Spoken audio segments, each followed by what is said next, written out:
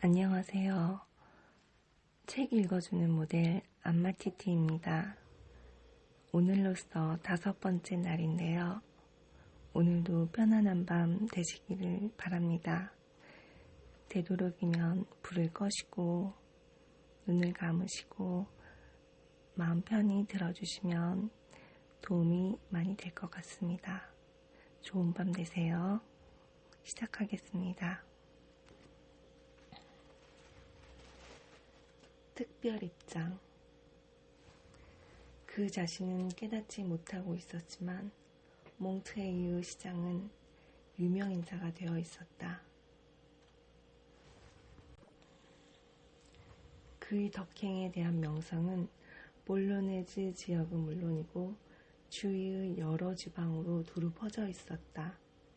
검은 구슬 세공업으로 도시를 부흥시켰을 뿐만 아니라 몽트레이유의 141개의 마을 중에서 그에게서 조금이라도 은혜를 입지 않은 마을은 단 한 마을도 없었다. 그는 다른 마을의 산업도 진흥시켰다. 이를테면 몰루니의 명주 망사 공장이나 프에방의 아마 공장, 혹은 쉬르의 수력 방지 공장에 자금을 댔다. 어느 곳에서나 마들렌느 씨의 이름을 존경하는 마음으로 입에 올리고 있었다. 아하스나 두에의 시민들은 그러한 시장을 모시는 운이 좋은 몽트레이유를 부러워하고 있었다. 아하스의 중재재판소의 재판장을 겸임하고 있는 두에 왕립 재판소의 판사 역시 많은 사람들의 존경을 받고 있는 그 이름을 잘 알고 있었다. 사무원 한 사람이 법정으로 통하는 문을 살며시 열고 재판장의 의자 뒤로 가서 몸을 숙이고 쪽지를 내밀었다. 쪽지를 받아 읽은 재판장은 갑자기 경의를 표하는 태도를 취하며 펜을 들어 종이 아래에 몇 자 적어 사무원에게 건네며 말았다. 들어오시도록 하게. 이 이야기의 불행한 주인공은 사무원이 안으로 들어갔을 때와 똑같은 자세로 법정 문 옆에 서 있었다. 그리고 멍하니 생각에 잠겨 있다가 누군가가 제가 안내를 해드리겠습니다 하는 소리를 들었다. 그는 소리가 들린 쪽으로 고개를 돌렸다. 아까까지 냉정하게 대하던 그 사무원이 지금은 머리가 땅에 닿을 정도로 절을 하고 있었다. 사무원은 몸을 굽힌 채 재판장에게서 받아온 쪽지를 내밀었다. 마들렌느 씨는 쪽지를 받았다. 마침 램프 밑에 있었기 때문에 그것을 읽을 수 있었다. 악스 중재재판소의 본 판사는 마들렌느 씨에게 경의를 표합니다. 읽고 나서 그는 쪽지를 손으로 구겨버렸다. 그 몇 마디 말이 아리고 쓴 뒷맛을 남겨준 듯이. 그는 사무원을 따라갔다. 잠시 후 그는 작은 방 안에 혼자 서 있었다. 초록색 테이블보가 덮인 탁자 위에 2자루의 촛불이 켜져 있는 검소한 방이었다. 방금 나간 사무원의 말이 그의 귓전에 남아 있었다. 여기는 회의실입니다. 저 문의 구릿의 손잡이를 돌리시면 바로 재판장석 뒤로 나가시게 됩니다. 이 말은 그의 머릿속에서 조금 전 지나온 좁은 복도와 어두운 계단의 희미한 영상과 뒤섞였다. 사무원은 그를 남겨준 채 가버렸다. 최후의 순간이 다가오고 있었다. 그는 생각을 가다듬으려고 했으나 허사였다. 머릿속에서 생각의 끈이 모두 끊어져 버렸다. 그는 재판관들이 토의를 하고 판결을 내리는 장소에 와 있었다. 그는 고요하면서도 무시무시한 방을 멍하니 바라보았다. 이 방에서 얼마나 많은 인생이 파괴되었을까. 이제 곧 그의 이름도 이 방에서 울려 퍼지게 될 것이다. 그의 운명이 이곳에서 판가름 날 것이다. 그가 고개를 돌렸다. 중재재판소 법정으로 통하는 문의 문고리 손잡이가 눈에 띄었다. 그는 꼼짝도 않고 구릿의 손잡이를 응시하고 있었다. 머리카락 사이에서 땀방울이 솟아나와 관자놀이를 타고 흘러내리고 있었다.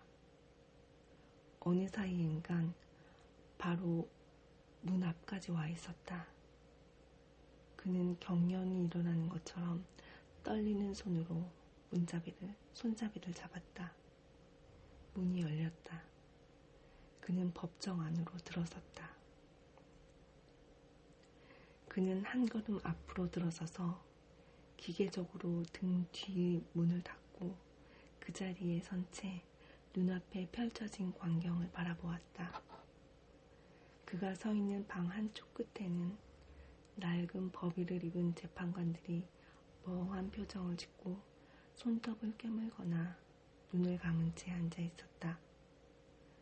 다른 한쪽에는 허름한 옷을 입은 방청객들이 있었다.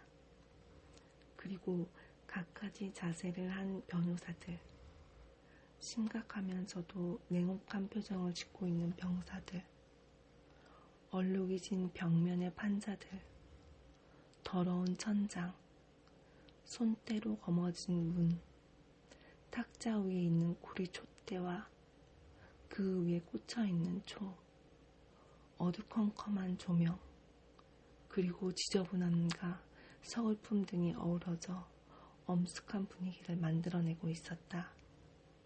그곳에는 법률이라고 불리우는 인간의 일과 정의라고 일컬어지는 신의 일이 공존하고 있었다. 방청객 중에서 그에게 주의를 기울이는 사람은 아무도 없었다. 방청객들의 시선은 한 점, 즉 재판장의 왼쪽 편에 놓인 작은 의자로 모아져 있었다. 그곳에 한 사나이가 두 헌병 사이에 앉아 있었다. 바로 문제의 사나이였다. 정발장의 눈은 처음부터 알고 있었다는 듯이 본능적으로 그쪽으로 향했다. 마치 자신이 늙었을 때의 모습을 보는 것 같았다. 얼굴이 꼭 닮지는 않았지만 그 태도나 모습, 뻗치듯이 난 머리카락, 겁먹은 눈, 작업복 등이 너무나 비슷했다. 그것은 19년 동안 형무소 바닥에서 주워 모았던 끔찍한 생각들을 가슴에 품고서 증오에 찬 모습으로 뒷유로 들어가던 그의 모습과 닮은 것이었다. 그는 몸을 부르르 떨면서 자신에게 말했다. 오, 하나님, 또다시 저런 몰골로 되돌아가야 합니까? 재판장에 선 사나이는 적어도 60살은 되어 보였고 겁먹은 표정이 역력했다. 문이 열리는 소리가 나자 거기에 있던 사람들은 몸을 비켜 자신들이 알고 있는 마들렌느 씨가 지나가게 해주었다. 재판장은 고개를 돌려 들어온 사람이 몽트레이의 시장이라는 것을 알고 인사를 했다. 검사 역시 공무로 몇 번 몽트레이에 가서 마들렌느 씨를 만난 일이 있었으므로 그를 알아보고 인사했다. 그러나 그는 그런 것들을 전혀 알아차리지 못하고 있었다. 그는 눈앞에 펼쳐진 광경에 사로잡혀 있었다. 재판관들과 서기, 헌병들, 그리고 잔혹가리만치 호기심에 불타는 방청객들. 그는 옛날에 정확하게 27년 전에 이 모든 것들을 보았었다. 그리고 그 끔찍한 것들이 지금 다시 그의 눈앞에서 움직이고 존재하고 있다. 기억 속에서 떠오르는 것도 아니고 생각이 만들어낸 것도 아니다. 현실의 헌병들이며 현실 속에 있는 재판관이며 현실의 방청객들, 살과 뼈를 지닌 현실의 인간들이었다. 이제 모든 것이 끝장이다. 그는 과거라는 무서운 망령이 생생하고 두려운 현실로 다시 되살아나는 것을 보고 있었다.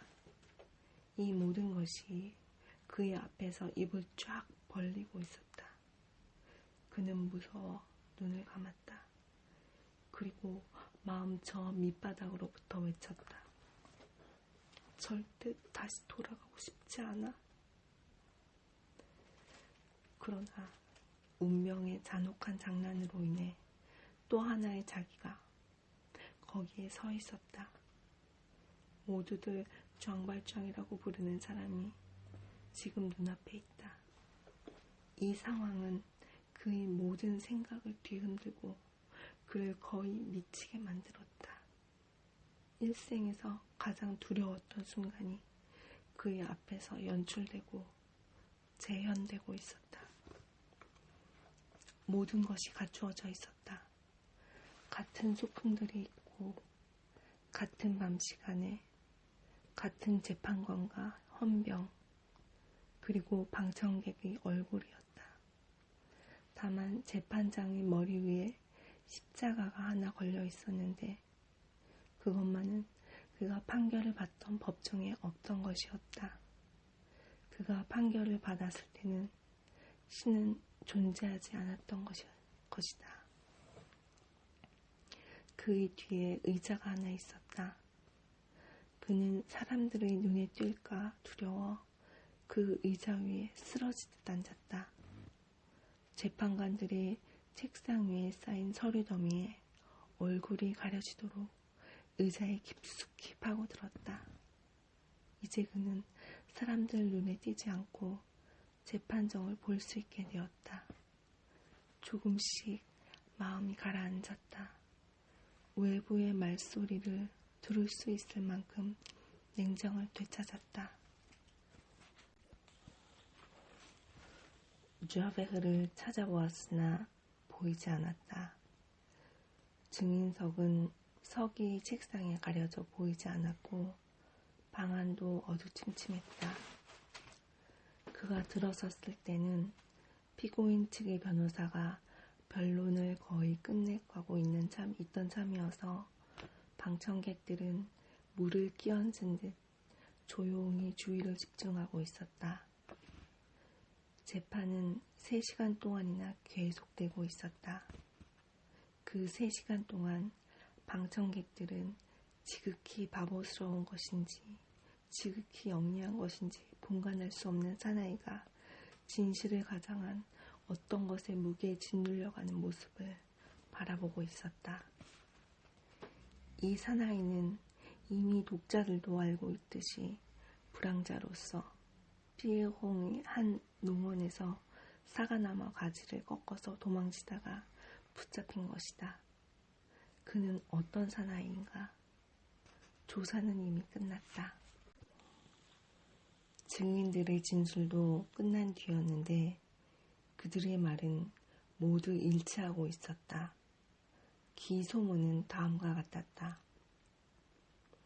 피고는 과일을 훔친 단순한 절도범이 아니라 오래전부터 당국의 수배를 받고 있던 쩡발장이라는 강도이며 거주지 위반의 재범자이며 전과자로서 지극히 위험하고 극악무도한 자이다. 8년 전 툴룽 성노소에서 나왔을 때 대로상에서 뿌띠제흐베라는 샤브와 소년을 상대로 강도짓을 했으며 형법 제383조에 규정된 죄를 범했으나 이 건에 대해서는 후에 법적으로 본인이라는 것이 확증될 때까지 기소를 보유해준다.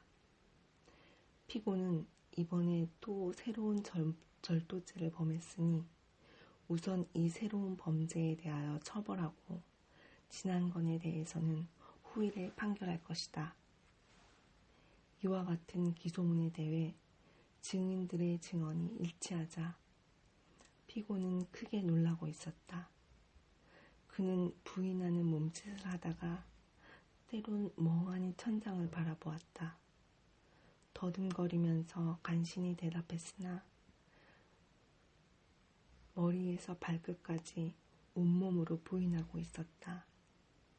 그는 그를 포위해서 공격하는 머리 좋은 사람들 앞에서 백지처럼 보였고 그를 잡아놓고 있는 이 집단에서 이방인처럼 보였다. 그러는 동안 그에게 있어 가장 두려운 미래가 결정되고 있었고 유죄 판결의 가능성은 시시각각 커지고 있었다.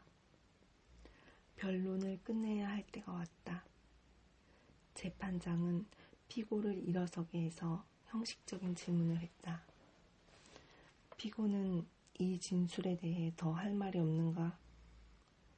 사나이는 일어선 채 손에 들고 있던 때 묻은 모자를 만지작거리고만 있을 뿐 아무런 말도 귀에 들리지 않는 모양이었다. 재판장이 같은 질문을 되풀이했다.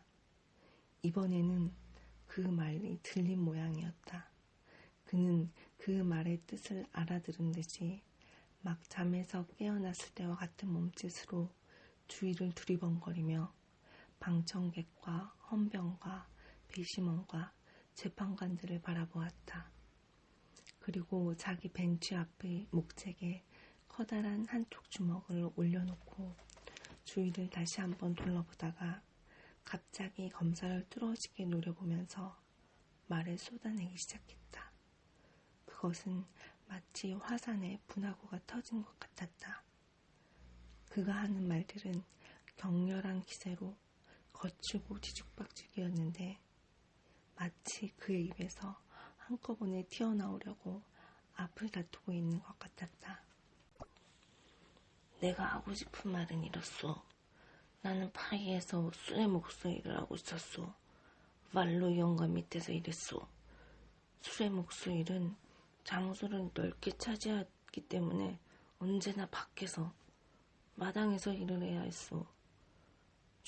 좋은 주인을 만나면 헛간에서 하기도 했지만 문이 있는 작업장에서 일하는 경우는 없소. 겨울에는 너무 추워서 내가 내 팔을 두들겨 몸을 따뜻하게 하지만 주인은 그것을 싫어한다오. 그런 짓을 하면서 시간을 허비한다는 거지. 길바닥에 돌도 얼어붙는 그런 추위 속에서 쇠를 다룬다는 건 참 괴로운 일이라오. 사람이 바싹 늙어버리지. 그래서 40살만 되면 벌써 쓸모가 없게 되어버려요. 나는 그때 53살이었는데 그 고생이란 이루 말할 수가 없어요. 좀 늙었다 싶으면 사람 취급도 않고 늙은 영감이라느니 빚을 댄다느니 하기가 일쑤였지요. 나는 하루에 30수밖에 벌지 못했어. 주인은 될 수 있으면 싼 값으로 부려먹으려고 하니 말이오. 그리고 딸년이 하나 있었는데 개울에서 빨래하는 일을 했어. 딸이 빨래하는 일로 조금 벌었기 때문에 우리 둘은 그럭저럭 생활을 해나갈 수 있었어. 딸년도 많은 고생을 했어. 하루 종일 비가 오거나 눈이 올 때도 살을 애는 바람이 불 때도 허리까지 닿는 물통에서 일을 했어. 물이 얼어도 빨래는 해야 했어. 빨리빨리 빨아주지 못하면 단골 손님이 떨어져 나가기 때문이지요. 물통에 반자가 꼭 맞지 않아 사방으로 물이 새어나오는 바람에 빨래하는 동안 온통 물바다가 되었었지. 위아래 할 것 없이 치마가 흠뻑 젖고 몸뚱이까지 젖어버리곤 했어. 딸려는 또 앙팡 후스의 세탁장에서도 일을 했는데 그것은 수돗물을 이용했기 때문에 문을 닫고 빨래할 수 있었어. 때문에 몸은 춥지 않았지만 그 뜨거운 물에서 나는 김 때문에 눈을 못 쓰게 되었다. 딸내는 저녁 7시에 돌아와서는 곧바로 잠들어 버리곤 했어. 그만큼 피곤했던 거요. 게다가 남편이란 작자가 자주 외질을 했었어. 결국 딸녀는 죽어버렸죠. 우리들은 정말 불행했어. 우리들 생활은 이런 거였어. 이건 정말이요. 누구에게도 물어보면 알 일이요. 아참, 그렇지. 물어본다고 해봤자 화이라는 곳은 무엇이든 삼켜버리는 수렁 같은 곳이니 누가 샹마티의 영감 따위를 알겠어. 하지만 발루 영감은 알고 있을 거예요. 발루 영감에게 가서 확인을 해보시오. 그런 다음 나를 어떻게 해도 하시오. 사나이는 말을 멈췄다. 그는 이런 말들을 쉴 새 없이 귀에 거슬리는 쉰 목소리로 늘어놓았다. 이렇게 닥치는 대로 내뱉는 말에 힘을 주기 위해 그는 나무를 패는 나무꾼과 같은 몸짓을 했다. 그의 말들이 마치 딸꾹질을 하듯 튀어나왔다. 그가 말을 끝내자 방청객들이 일제히 웃음을 터뜨렸다. 그는 영문도 모르는 채 따라 웃었다. 신중하고 친절한 재판장이 소리를 높여 피고의 주인이었다는 말로 씨를 소환했으나 그는 파산하여 행방불명이 되었다고 배심원 여러분에게 알렸다.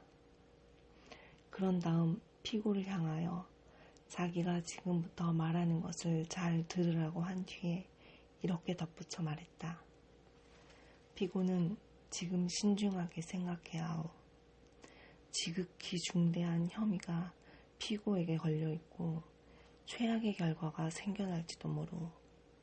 피고를 위해 마지막으로 한 번 더 묻겠는데 2가지 사실에 대해 분명하게 말하시오. 첫째는 피고는 삐에홍 농장의 담을 넘어 나뭇가지를 꺾고 사과를 훔쳤는가 안 훔쳤는가, 즉 불법 침입 절도죄를 범했는가 안 범했는가. 둘째, 피고는 석방된 전과자 장발장인가 아닌가. 피고는 그 말을 잘 알아들었고 대답할 일도 잘 알겠다는 듯이 고개를 끄덕여 보였다. 그는 입을 열고 재판장 쪽을 바라보았다. 첫째, 그리고는 자신의 모자와 천장을 쳐다보며 말을 멈췄다.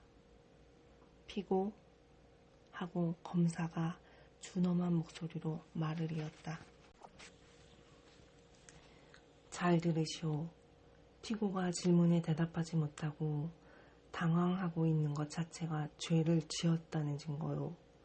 그대의 이름은 샹 마띠에가 아니라는 것이 확연히 드러났소. 그대는 장발장으로서 처음엔 어머니의 성인 장 마띠에를 내세우고 몸을 숨기고 있었소. 또 그대가 삐에홍 농장에 몰래 들어가 잘 익은 사과를 훔친 것도 분명하오. 배심원 여러분께서도 그런 점들을 충분히 인정하실 거라고 생각합니다. 피고는 그새 자리에 앉아 있었는데 검사의 말이 끝나자 벌떡 일어서며 큰 소리로 말했다. 당신이라는 사람은 정말 지독하오. 내가 하고 싶었던 말이 이런 거요. 처음에 뭐라고 말해야 좋을지 몰랐을 뿐이요. 난 아무것도 훔치지 않았소. 나 같은 사람은 제때 끼니를 찾아 먹을 수 없소. 나는 그때 에일에서 오던 길이었소.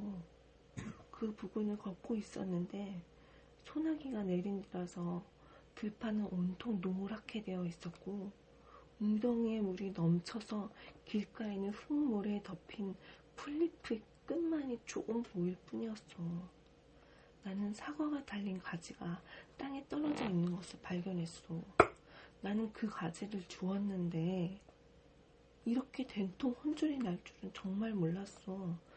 벌써 석 달 동안이나 감방에 갇혀 이리저리 끌려다니고 있어.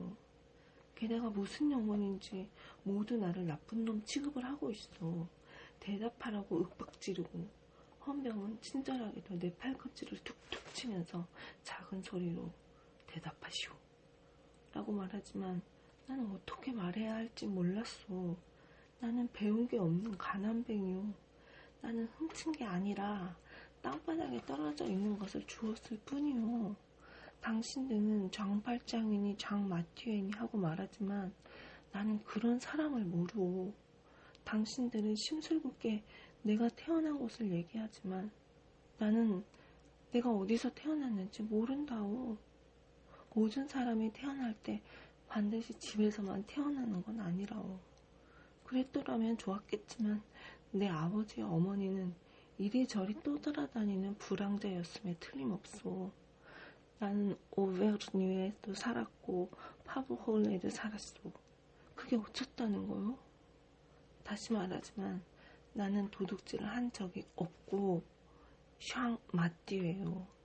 당신들이 터무니없는 말을 듣고 있노라면 정말 기가 막히고 왜 이렇게 나를 괴롭히는 거요? 검사는 그때까지 계속 서 있었다. 그는 재판장을 향해서 말했다. 재판장님, 피고는 바보인 척 교묘하게 사실을 부인하고 있습니다. 그렇지만 우리는 그 수법에 넘어가지 않을 것입니다. 그러므로 재판장님, 죄수인 브헤베, 호슈파이르, 슈닐리에와 자베르 형사를 다시 불러내어 마지막으로 한 번 더 피고와 전과자 정발장이 동일인인지 아닌지를 질문해 주시기 바랍니다. 검사에게 일러주겠는데 하고 재판장이 말을 이었다. 자베르 형사는 가까운 군청 소재지에 공무가 있어 진술을 끝나고 곧바로 법정을 떠났소. 검사와 피고 측 변호인이 동의를 얻어 그렇게 하도록 허락했소. 아, 그랬군요, 재판장님. 하고 검사는 다시 말을 이었다.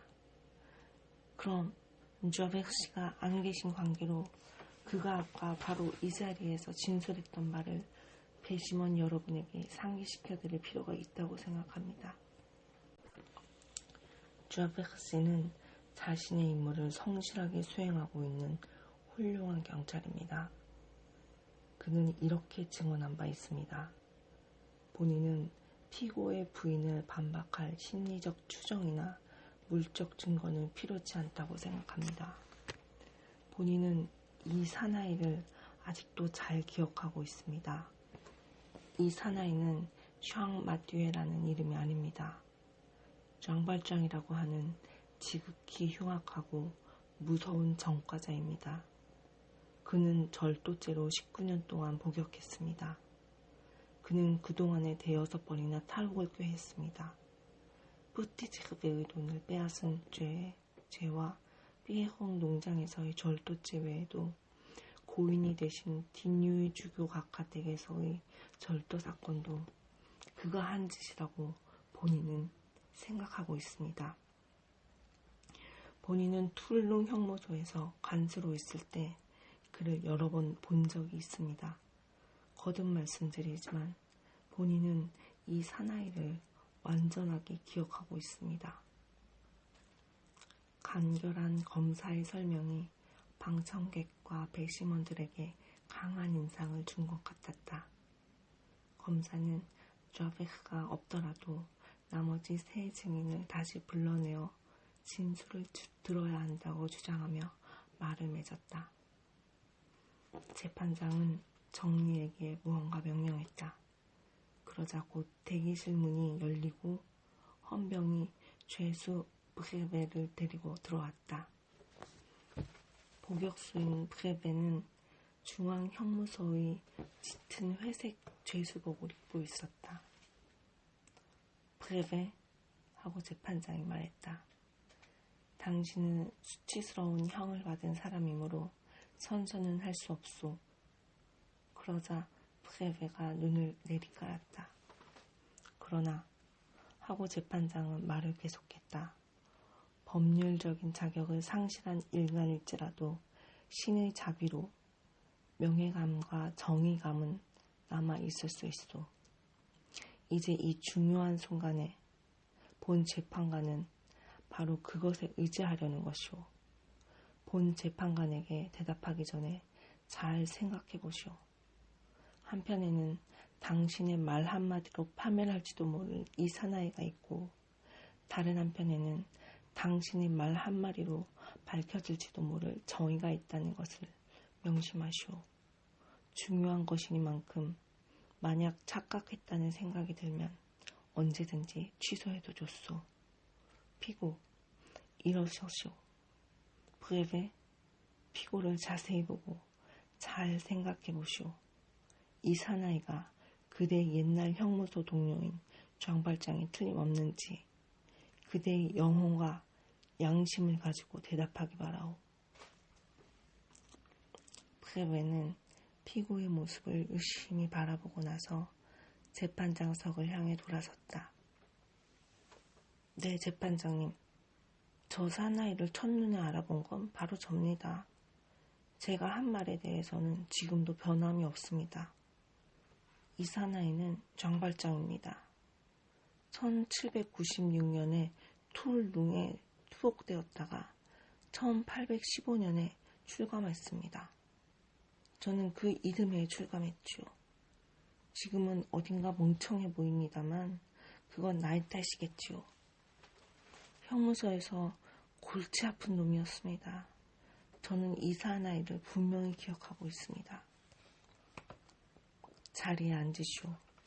하고 재판장이 말했다. 피고는 그대로 있으시오. 이어서 슈닐리에가 끌려 나왔다. 붉은 죄수복에 초록색의 차양 없는 모자가 말해주듯이 그는 툴룽 형무소의 무기징역수였다. 50살가량이 자그마한 사나이로 성미가 급해 보였다. 복역 중인 동료들 사이에서 주니디웨, 나는 신을 부정한다는 뜻이라는 별명으로 불리고 있었다. 재판장은 브레베에게 했던 말과 거의 같은 말을 그에게 했다. 수치스러운 신분이기 때문에 선서할 권리가 없다고 말하자 슈닐디에는 고개를 들고 방청객을 노려보았다. 재판장은 그에게 잘 생각하도록 하라고 이른 뒤에 브레베에게 물었던 것과 마찬가지로 피고가 장발장이라고 인정하는가 안 하는가를 질문했다. 슈닐디에는 갑자기 웃음을 터뜨렸다. 정말 참 이놈을 기억하고 있느냐고요? 우리는 5년 동안이나 같은 쇠사슬에 묶여 있었어요. 여보게 안 그런가? 모른다고 하겠나? 자리에 앉도록 하고 재판장이 말했다. 정리가 코슈파이를 데리고 들어왔다. 이 사나이 역시 무기징역수로서 붉은 죄수복을 입은 채 형무소에서 끌려왔다. 그는 루후드의 시골뜨기로 삐헤네의 두메산골 사람이었다. 산골에서 양치기 일을 하다가 산적으로 전락했던 것이었다. 그는 피고 못지않게 거칠고 더욱 멍청해 보였다.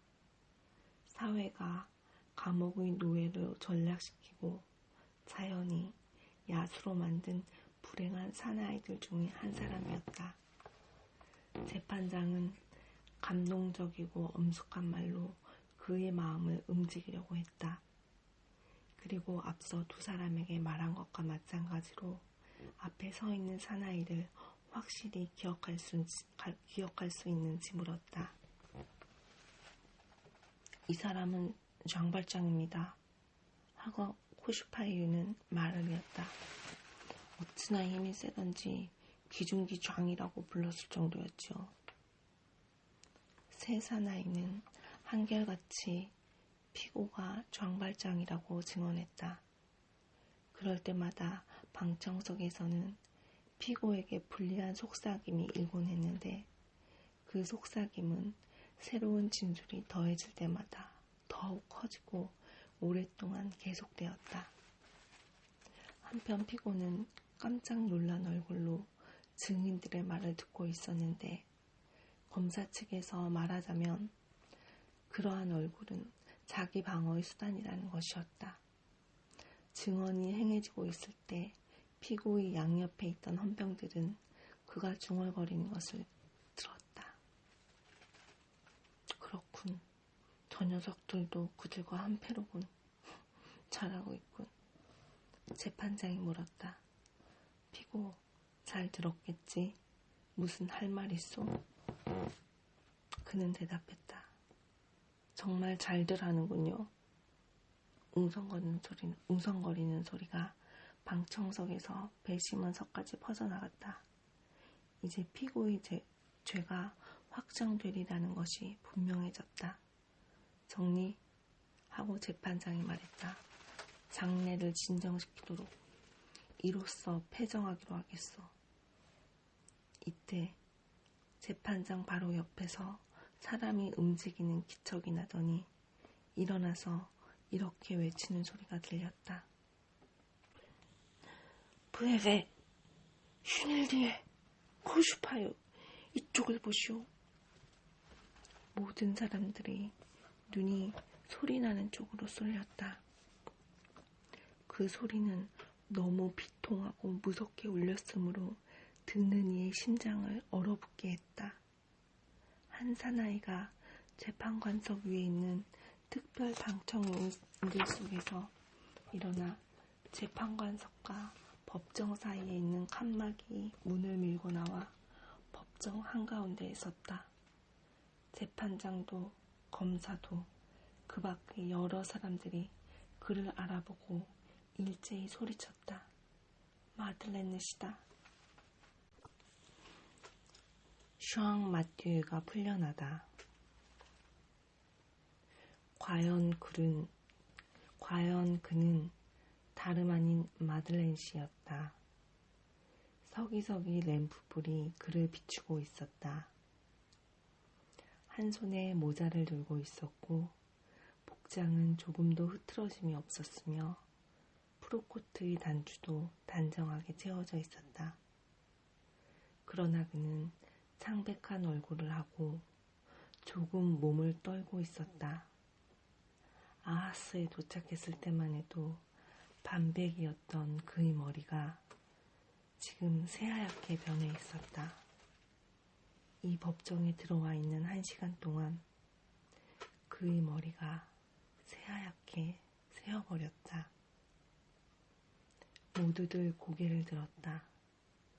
뭐라고 형용할 수 없는 놀라운 광경이었다. 재판장과 검사가 채 입을 열기도 전에, 그리고 헌병이나 정리들이 몸을 움직이기도 전에 그때까지 마들렌 씨라고 불리던 사나이가 증인으로 나온 코슈파이와 브레베 그리고 슈닐디웨가 있는 쪽으로 걸어갔다. 세 사람은 모두 당황해하며 전혀 모른다는 듯이 고개를 좌우로 흔들었다. 코슈파이어는 엉겁결에 군대식 격리를 했다. 마들렌느 씨는 배심원과 재판관 쪽을 향해 조용한 목소리로 이렇게 말했다. 배심원 여러분, 그리고 재판장님, 피고를 석방하고 저를 체포해 주시기를 바랍니다. 여러분들이 찾고 있는 사람은 저 사람이 아니라 바로 접니다. 제가 정발장입니다. 모두들 숨을 죽이고 있었다. 최초의 놀라움이 가져다준 동요에 이어 무덤과 같은 정적이 찾아왔다. 사람들은 무슨 중요한 의식을 행할 때 느끼는 종교적 경외심과도 같은 것에 사로잡힌 듯했다. 한편 재판장의 얼굴에는 동정과 슬픔의 빛이 떠올랐다. 그는 검사와 재빨리 눈짓을 하고는 배석한 판사들과 몇 마디 소곤거렸다. 그는 방청객을 향하여 모두가 알아들을 수 있게 큰 소리로 물었다. 여러분들 중에 의사가 안 계십니까? 검사가 말했다. 배심원 여러분, 지금 법정은 예기치 못한 사건으로 혼란스러워졌고 여러분과 저는 말로 설명할 수 없는 감정을 경험하고 있습니다. 몽트레이유 시장으로 계신 훌륭하신 마들렌느 씨에 대해서는 여러분들도 그 명성을 들으셨을 것입니다. 만약 의사가 계시다면 마들렌느 씨를 부축해서 그분을 댁까지 모셔다 주시기를 재판관님과 더불어 부탁드립니다.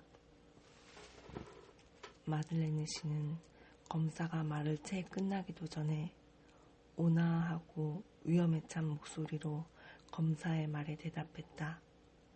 그가 한 말은 한마디 한마디가 너무나 또렷이 울렸기 때문에 당시 현장에서 그 장면을 목격했던 사람 중 하나가 공판이 끝난 뒤에 그대로 기억해 놓았을 만큼 생생했다.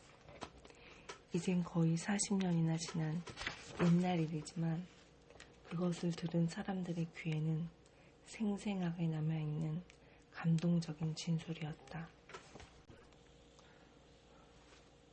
고맙습니다, 검사님. 그러나 보시다시피 저는 정신이 돈 것이 아닙니다. 곧 밝혀지겠지만 여러분들은 엄청난 과오를 저지를 뻔했습니다. 저 사람을 풀어주십시오. 나는 내 의무를 다하고 있습니다. 내가 바로 그 불행한 죄인입니다. 이 사건을 잘 알고 있는 사람은 나뿐입니다. 그리고 내가 하는 말은 모두 사실입니다. 지금 내가 하고 있는 일을 하늘에 계신 주님께서 내려다보시고 계십니다. 그곳으로 족합니다. 당신들은 저를 체포할 수 있습니다. 내가 이렇게 여기 있으니까요. 나는 이제까지 최선을 다해왔습니다. 나는 이름을 바꿔 정체를 숨긴 후에 부자가 되고 시장이 되었습니다. 나는 정직한 사람으로 되돌아가고 싶었습니다. 그러나 그것은 불가능한 일인 것 같습니다. 어쨌든 여기서 말할 수 없는 많은 일들이 있습니다. 지금 여기서 내 신상에 대해서는 말하지 않겠습니다. 언젠가는 드러나겠지요. 내가 주교관저에서 물건을 훔친 것은 사실입니다. 뿌띠 체크의 돈을 훔친 것도 맞습니다. 세상 사람들이 장발장이라는 악독한 놈이라고 하는 것도 당연합니다. 그러나 죄가 그에게만 있는 것은 아닙니다. 재판관 여러분, 제 말을 들어주십시오. 나같이 타락한 인간이 감히 신의 섭리에 불평을 한다거나 사회를 향해 건의를 할 자격이 없음을 잘 알고 있습니다. 그러나 내가 벗어나려고 애쓰던 그 오욕의 세계, 형무소는 죄인을 만들어냅니다. 이 점을 깊이 생각해 주시기 바랍니다. 감옥으로 끌려가기 전에 나는 무식한 농부였습니다. 그런데 감옥이 나를 변하게 했습니다.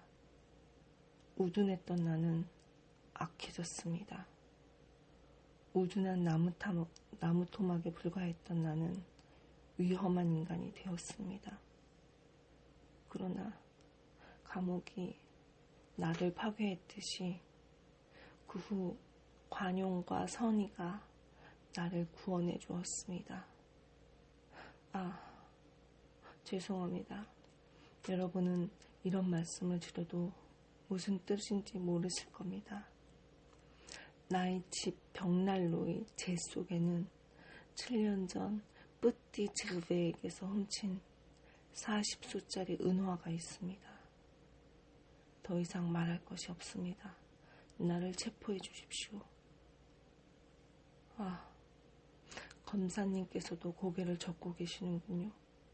마들렌느 씨는 미쳤다고 생각하시는 거겠죠. 제 말을 믿지 않으시는군요. 어쨌든 저 사나이를 유죄 판결로 몰아붙이지 말아주십시오. 도대체 어떻게 된 일일까요? 저 사람들이 나를 몰라보다니. 좌베가 여기 없는 게 유감입니다. 그 사람이라면 저를 알아보았을 텐데요. 이렇게 말하는 어조 속에 얼마나 깊은 비애가 어려 있었는지는 말로 결코 표현할 수 없으리라. 그는 세 사람의 죄수를 향해서 섰다. 이보게, 나는 자네들을 똑똑히 기억하고 있네. 브레베, 자네 생각나지 않는가? 그는 잠시 생각하다가 곧 말을 이었다. 자네, 감옥에서 쓰던 바둑판 무늬의 멜빵이 생각나지 않는가? 브레베는 흠칫 놀란 얼굴로 그를 머리끝부터 발끝까지 훑어보았다. 그는 말을 계속했다. 슈닐리에, 자네의 별명은 즈니디에였어. 자네 오른쪽 어깨에는 불에 지진 흔적이 있지. 언젠가 TFP, 모비스를 뜻하는 문신 TFP라는 글자를 지우려고 시뻘겋게 달아오른 난로에 어깨를 갖다 댔기 때문이었지. 하지만 그 글자는 지워지지 않았지. 안 그런가? 그렇소. 하고 슈닐리에가 대답했다. 이번에는 코슈파이유를 향해 말했다. 코슈파이유, 자네의 왼쪽 팔꿈치 안쪽에는 화약가루로 지진 파란색 문신이 있었어. 황제가 칸에 상륙한 날짜인 1815년 3월 1일이 새겨져 있었지. 소매를 걷어보게. 코슈파이유는 소매를 걷어 올렸다.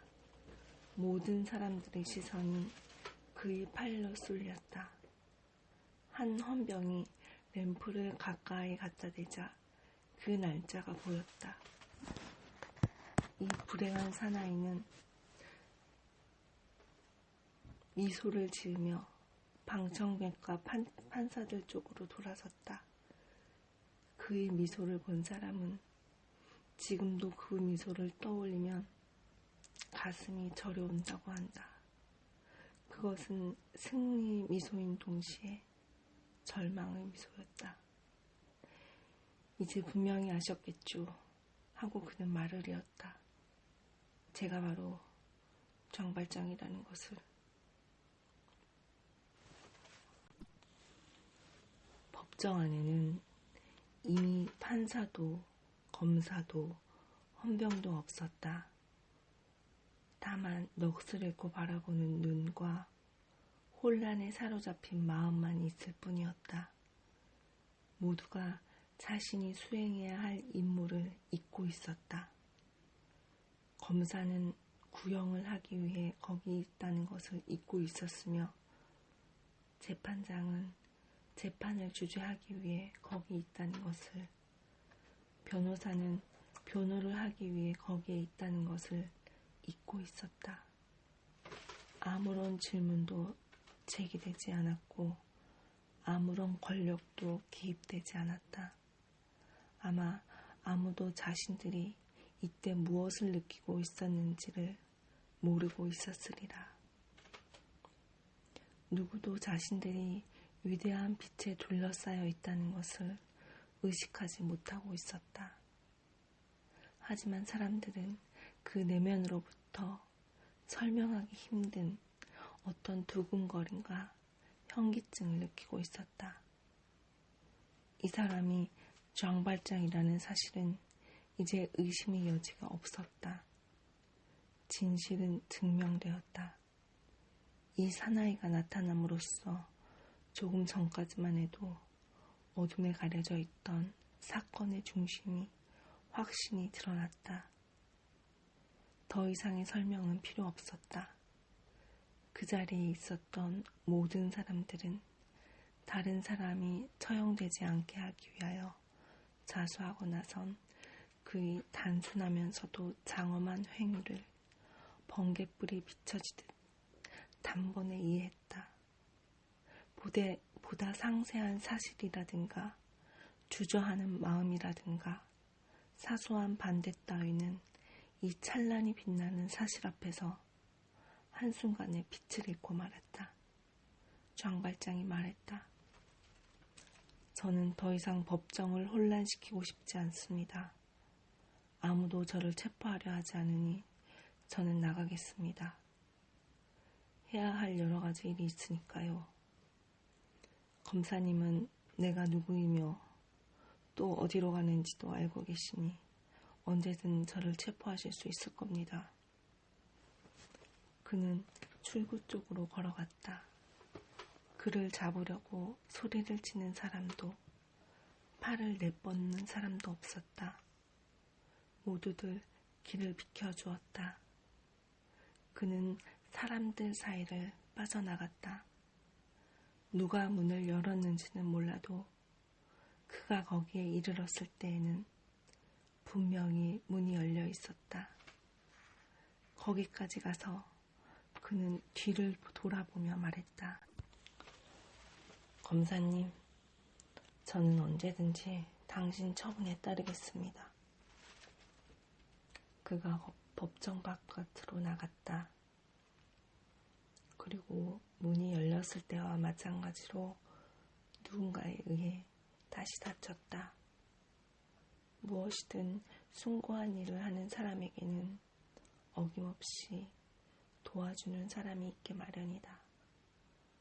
그로부터 1시간도 채 못되어 배심원들은 샹 마띠에라는 자에 대한 일체의 기소를 취하하기로 결정했다. 샹 마띠에는 곧 석방이 되었다. 그는 조금 전에 벌어졌던 그 광경에 대해 여전히 어리둥절해하며 영문도 알지 못한 채 모두들 미쳤다고 생각하면서 사라져갔다. 여러분들, 오늘 여기까지 읽겠습니다. 편안한 밤 되시고 행복한 꿈 많이 꾸세요. 안마티티였습니다. 안녕히 주무세요. 잘 자요.